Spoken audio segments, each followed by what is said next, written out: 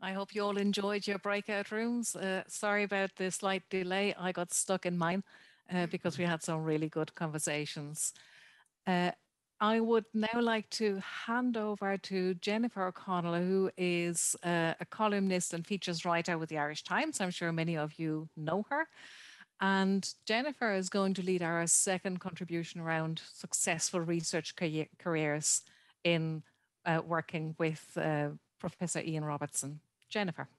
Hi, Anna. Thank you for that nice introduction. And hopefully we'll have another great conversation here this afternoon, because I'm beyond delighted to introduce Ian, who's Professor Emeritus in Psychology at Trinity College Dublin, where he was founding director of the Institute of Neuroscience, and he's currently co-director of the Global Brain Health Institute. Ian is a trained clinical psychologist and a neuroscientist and the author of 5 books, including his most recent one published last summer, the absolutely brilliant How Confidence Works. And in 2019, we made a 2-part documentary series together for RTÉ television entitled Stress, which was all about stress and burnout. And that's what we're going to be talking about. Ian is going to be giving us some advice on how to work hard without burning yourself out. And I can speak from personal experience and say that Ian's advice in this regard has saved my bacon on more than one occasion when I've been really stressed and up against deadlines. So please do type your questions into the question box and we'll get to them towards the end if you have any questions at all.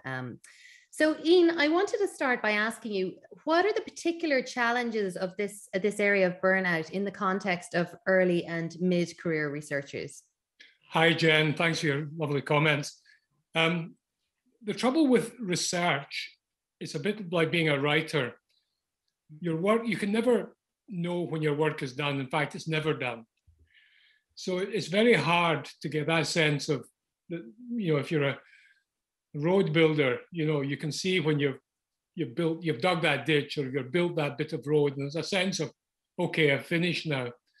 The risk, particularly if we're working at home and we don't have the natural rhythm of life with other people, the risk is that we never escape that horrible gnawing feeling of unfinished business. And the thing is, researchers are usually academically high-performing people who are used to doing their best. Often they're perfectionists. They want to complete stuff and do it really well. But when you're doing a research project, you can never really say it's finished. So the real challenge is how to create structures that give you a sense of satisfaction beyond earlier than getting your PhD or publishing that paper in Nature or Science or in the equivalent in arts. So talk to me about the magic of little goals then, because I know you're a big advocate of setting yourself those small achievable goals as a means of counteracting some of the pressures and the risk of burnout. Yeah, so what goals do? Success is really best defined by yourself, because if you define success competitively, there's always going to be someone better than you. So it's very easy always to feel like a failure or to feel inadequate. So that's why setting your own authentic goals rooted in your own values, even if it's just for the next hour, I'm going to read that paper, summarize it, and I'm going to take a break. It's structuring your time in that way so that you know when you've completed a task because you've defined it in advance, and you give yourself a little reward for doing it. What that does, that sense of a task completed, a small success experience, actually creates a little lift of dopamine activity in our brain's reward network. And that's a little mini antidepressant, a little mini anti-anxiety drug. It's also a motivator. It's a great antidote to burnout. And people, you've told me before, the people who are emotionally adjusted are pretty good at this, aren't they, instinctively? But for those of us who aren't so good at it, is it as simple as just writing yourself a to-do list and then ticking it off? Does that actually give you the little dopamine hit that you're talking about? Well, yes, to some extent. And the to-do list people are some of the most well-organized and kind of people that I know. If you've written down 10 things and you know when you wanted to do them and you do them in a day, that makes it much easier to switch off. It doesn't mean you're guaranteed to switch off, but it makes it easier to do that. And so the critical thing here is to set moderately challenging goals for yourselves Too easy goals don't give us that lift. That's not the way the reward network works, nor do too difficult goals, because they give us a sense of failure because they're difficult to achieve. So it's this talent for setting ourselves little goals, either for the next half hour or the next day or the next month or the next year, that stretch us, but are achievable. And if we do that, we will engineer the chemistry of our brain in a very powerful way, in ways to lift our mood and maintain our motivation and reduce fatigue. And when does it cross over from being a normal response to a challenging workload? And, you know, we know that as you've mentioned, early career researchers work in this kind of quite nebulous area, as I do myself, where you don't necessarily, the work is never done. You're never necessarily finished. So how do you know, this is something I need to watch now? This isn't just a normal, healthy response to a challenging workload, but this is actually potentially burnout. It's when you wake up in the middle of the night and you can't sleep because it's going round in your mind. It's when you're feeling a sense of, an awful sense of dread in your stomach at the prospect of the day ahead. It's when you're feeling, very fatigued. It's when you have thoughts of, this is pointless. I'm no good at this. I can't do this now.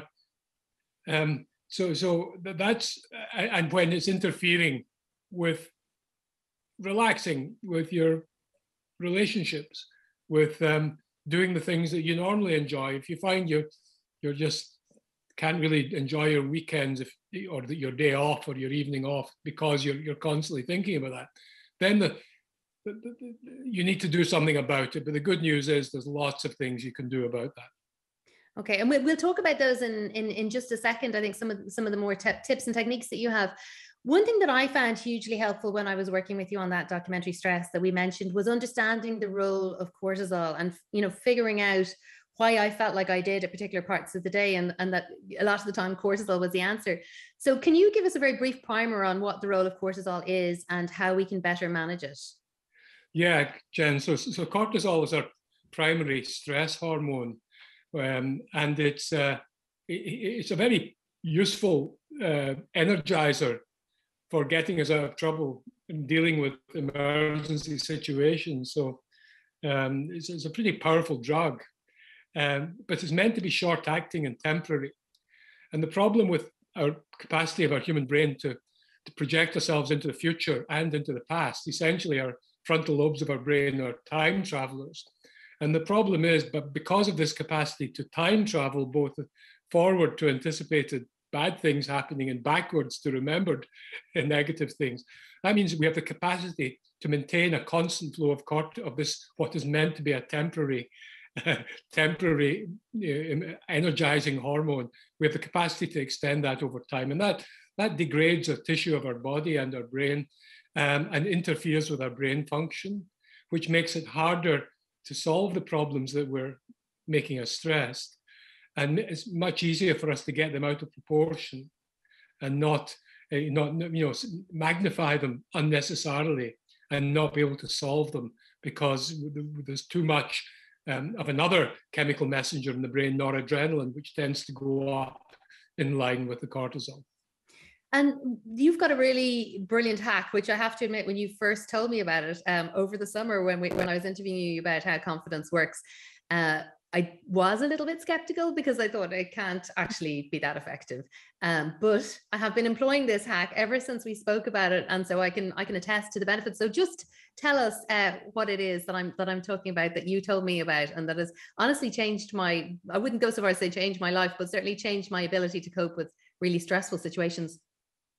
Yeah, and mine as well. And thank you for saying that, Jen. But it's so let's just do it. Let's demonstrate it. Let's do it. Let's just breathe in for a count of 4 and out to a count of 6. So slow your breathing and breathe out for slightly longer than you breathe in. So let's do that.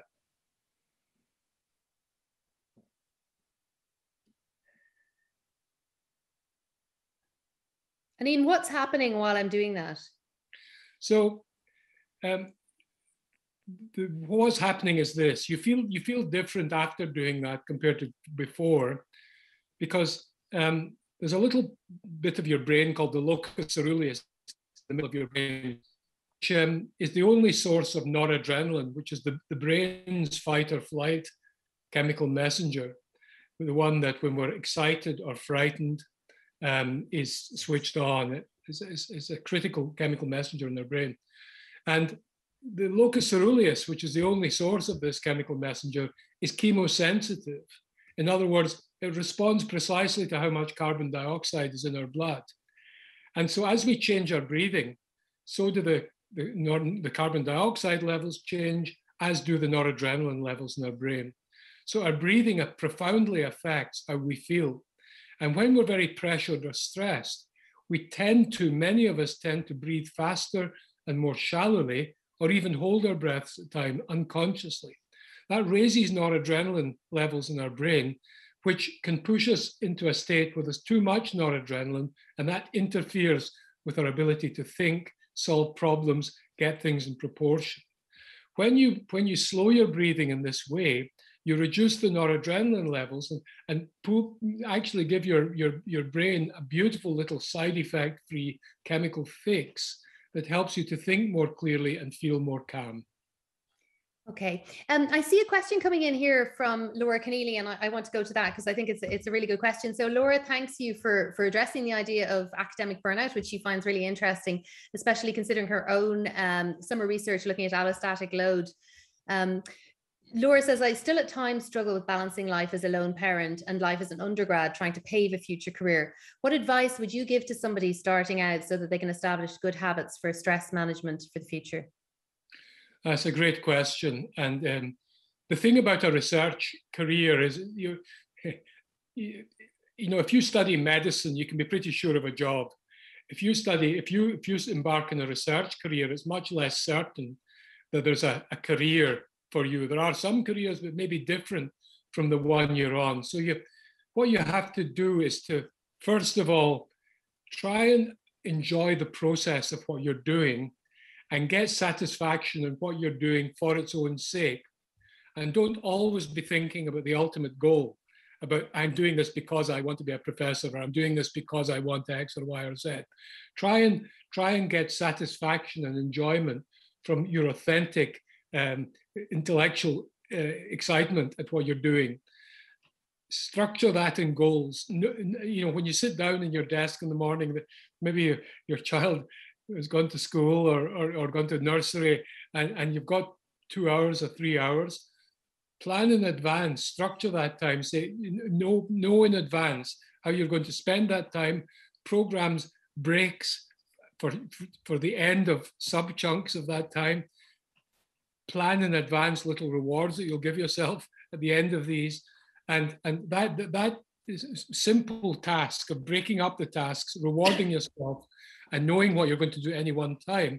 What that will do is help you build that authentic motivation, that authentic enjoyment of the process, and only periodically do the big strategic thinking about where is this leading, where am I going, am I right to be going in this direction, and you have to do these periodic strategic thoughts. But what you do, don't let yourself always be thinking about them. Have a box, a Tuesday morning hour, strategy hour, where you allow yourself to think the big alarming or worrying or exciting thoughts about where your career is going in longer term. And anytime you find yourself worrying about the longer term, say to yourself, right, I'm putting that in the strategy box. I'll think about that on Tuesday morning. Sounds easy. It's hard to do, but the more you do it, the more it becomes a habit and the more you can do it. And you have some apps and mindfulness techniques that you recommend as well. Well, every child, every person on the planet should learn early on that to control their attention. And there are many different ways in which we can control our attention. Some people do it with yoga, some people do it with mindfulness, some people do it by, with music, with physical exercise. But how we feel depends on where our attention is. And if we allow and when we're very anxious or stressed, our attention goes walkabout, and it goes walkabout to negative thoughts and memories and to negative perceptions in the environment, and that makes our anxiety worse. So to the extent that we can learn to control the contents of our attention, and goal setting is very important in helping us do this too, to the extent at which we can do this, we can really be more in control of our emotions, and hence become more confident. Because emotions are the great anxiety is the great corrosive of confidence, and confidence is a great antidote to anxiety. We're just about up on time. There's a comment here from Bernie, so I'll read it out to you, and then maybe you can give a brief response to that, and then I think we need to hand back, because I'm conscious we don't want to eat into people's time too much. So Bernie agrees. She loves the idea of little goals. They keep her moving forward, whether he or she moving forward, whether working or running, but they can lead to the outcome of more research is needed.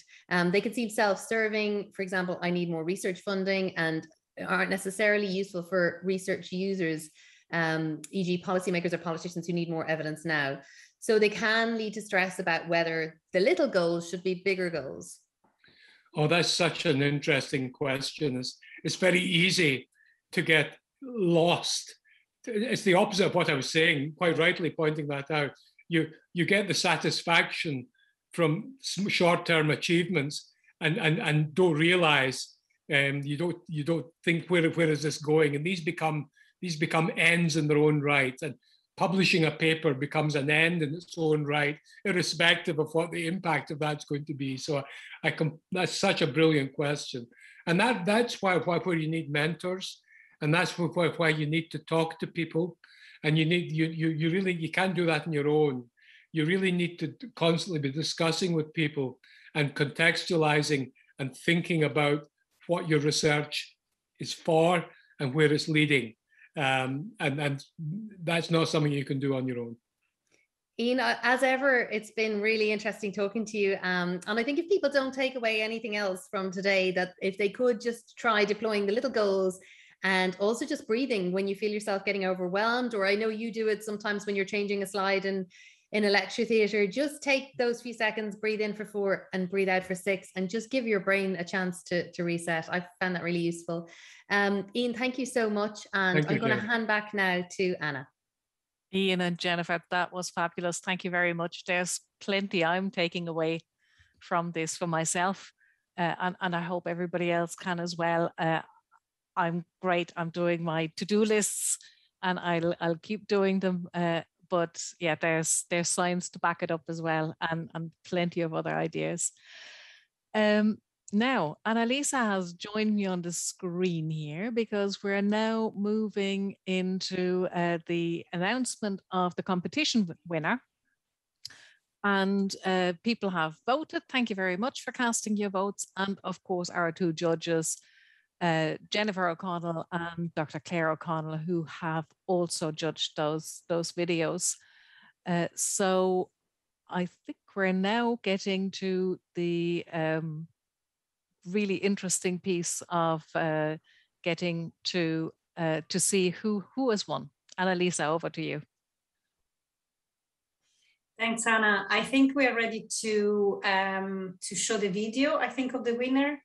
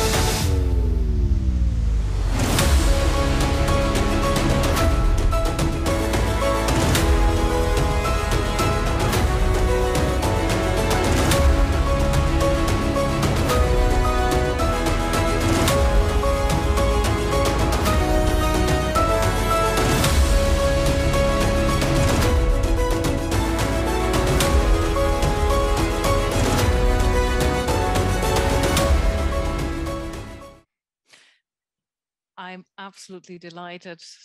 Jennifer Palin, with the combined diabetic foot and retinal screening and approach to the early detection of complications.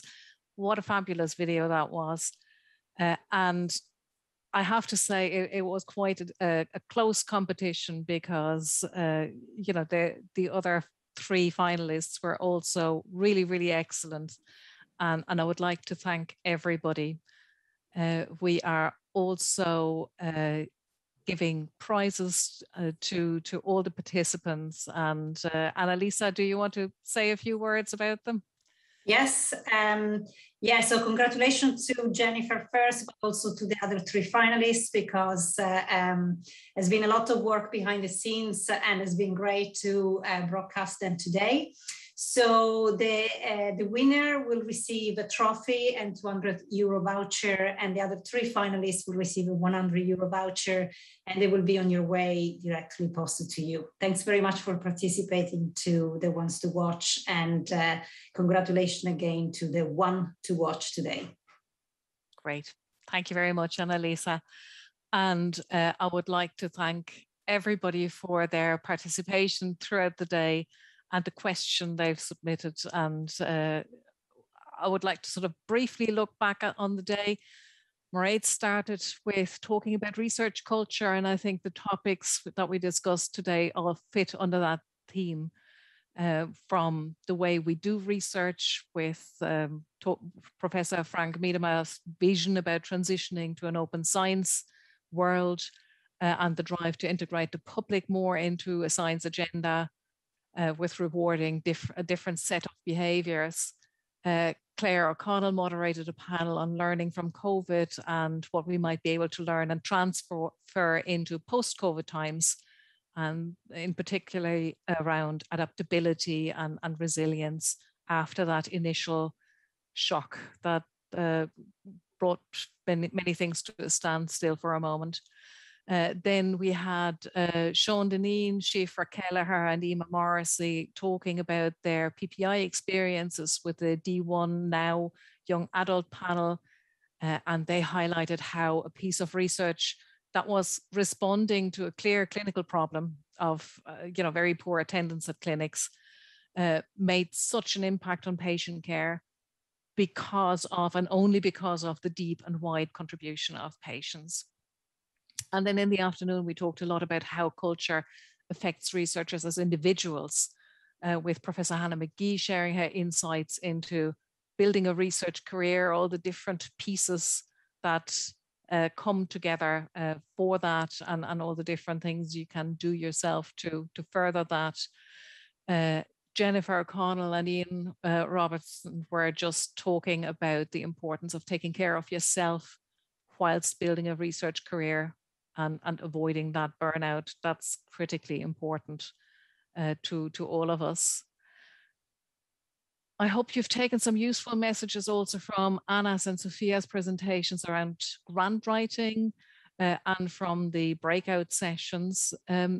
If you're ever unclear about anything, you're not quite sure how your particular idea fits into a call, or you're eligible or whatever, please do get in touch with the HRB. Every call we have identifies the project officer that's looking after it, and with the contact details. Please make use of that. All of us individually contribute to research culture, but as a funder, of course, the HRB has a particular role, and we do take that very seriously. There are quite a range of different policies and actions that we work on around that hope to influence culture, from gender over open research and fair data around the implementation of a broader set of assessments, and in the context of what's called DORA around research assessments, looking at allowing a broader set of CVs, obviously the involvement of the public, patients and carers in research, and a variety of other things. And I think overall we really would like to be a helpful partner in your research, and we'd like to engage with you, and we'd like to make that engagement positive. So please feel free to contact us whenever you feel the need. Now, to wrap up on today's session, I would like to hand over to Dr. Teresa Maguire, who's the Director of Research Strategy and Funding in the Health Research Board. And Teresa is going to wrap up today's session. Thank you very much. Teresa, over to you. Great. Thanks a million, Anna, and thanks for guiding us really ably through the day. I know you've been wrecked jumping from screen to screen, but really thank you. It really has helped to make the day a success. And the suspense was killing me as I was listening to waiting on the winner there. So I'd really like to offer my congratulations in particular to Jennifer on the competition, but really to thank all of the finalists today who really were inspiring, creative, and really showed us a great diversity of topics, but also ways of getting your messages across. And indeed, thank you to everybody who entered that competition and everybody who helped behind the scenes. This is a really key event and a really key community for the HRB. That's probably one of the main points I want to make in wrapping up. And I want to thank all involved in making it a success. Anna's already touched on some of this, from speakers to panel members to interviewers, for your time, the advice, the guidance, personal and professional reflections throughout the day. And of course, I want to thank many behind the scenes that none of you will have seen, whether that be in the HRB, particularly the comms team in the HRB, conference partners, and so on. But thank you to all of those who I can't see, who are the audience. Without you, we wouldn't have an event, and it's really important because you are our future in health research in this country. In just wrapping up, I suppose one thing struck me, and maybe it's because the year that we have come through, perhaps maybe it's just me getting older, but I was reminded oftentimes today of a quote by Rosalind Franklin that says, "Science and everyday life cannot and should not be separated."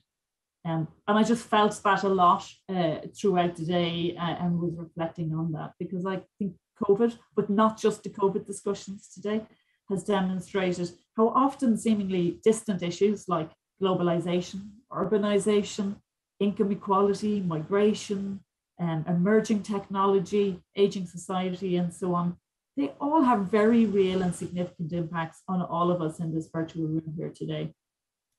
It affects our personal lives, that came through today, our choices, our norms, our values, which of course have impacts on your career choices and your development. It has already fueled a discussion that we touched on throughout the day about the future of work, the future of the workforce. So for all of us, whether you identify as a researcher, a healthcare professional, an educator, a combination of all of those, for us in the HRB as research funders, it is, of course, influencing everything that we do. And of course, those issues, it goes without saying, that will impact on what you research and how you research. And again, I think we've touched on many of those issues today. And that can be daunting, or it can be liberating, as we've just heard from our last speaker there. But it means changes. And we've again heard today about it means not just knowledge and skills, which we're very used to talking in this group and in terms of career development, but doing that in a dynamic way, in a more active learning way, in the need for retraining, our ability to adapt, coping with complexity came up a lot, concepts that are complex, situations that are complex, systems that are complex, stakeholders that are complex, judgment and decision making. I'll forever use that analogy of differentiating the rubber balls from the glass balls, and I think that's very useful today. And an example, as we've seen today, what to do when there is no evidence, or when there is no clear evidence. We still, as a research community and in our careers, have to make choices. And it was the importance of communicating to different audiences and listening to different perspectives. And I think, again, resilience and stress, which we've just touched on there. And finally, my concluding point is really around the importance of teams and communities. And I suppose if I go right back to wrapping up this very specific event, which is not an event where we talk about the science and we talk about the findings, but we talk about you, we talk about the issues, we talk about your careers, we talk about our perspective from a research funding. I'm really, really heartened and encouraged by the discussions I heard today, with both change, visible change in action, but also the openness to share experiences and advice with others. And it reinforces for me the importance of us getting together in this group from time to time, and to keep these lines of communication open in between those events. So I'd echo Anna's comments. The HRB has an open line of communication with all of you individually and collectively.